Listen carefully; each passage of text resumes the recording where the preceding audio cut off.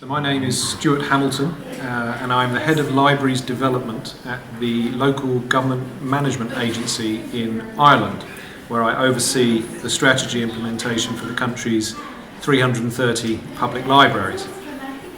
It's a new position. I've recently been working at Qatar National Library, where I've seen firsthand what a difference a brand new library can make to a community that wants to have access to digital resources and reading materials where there weren't any before. I think some of the biggest challenges facing us today are how we're going to reach all members of our community, particularly when people obviously have telephones in their pockets that can contain vast amounts of reading material, more so than we were ever used to being able to carry around before, and have access to all sorts of different information sources, some of which can be quite difficult to understand if they're true or not. So I think as librarians we have a particular responsibility to provide high quality information resources that are going to have relevance to all members of our community. So this is a challenge for us, but it's also an opportunity because librarians are very good at designing new services, trying to understand what their users want. New approaches such as design thinking can be one way of us trying to really get the services that our users need. So I'm confident that we're going to be able to meet this challenge.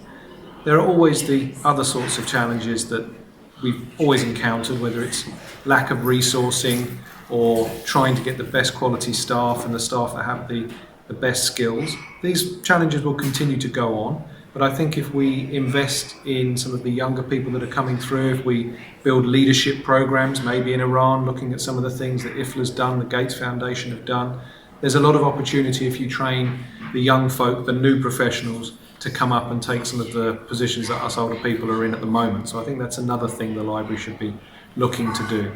And then I'd sort of finish by saying it's absolutely crucial that anything you consider in Iran, or any of us consider with our new libraries, is the space.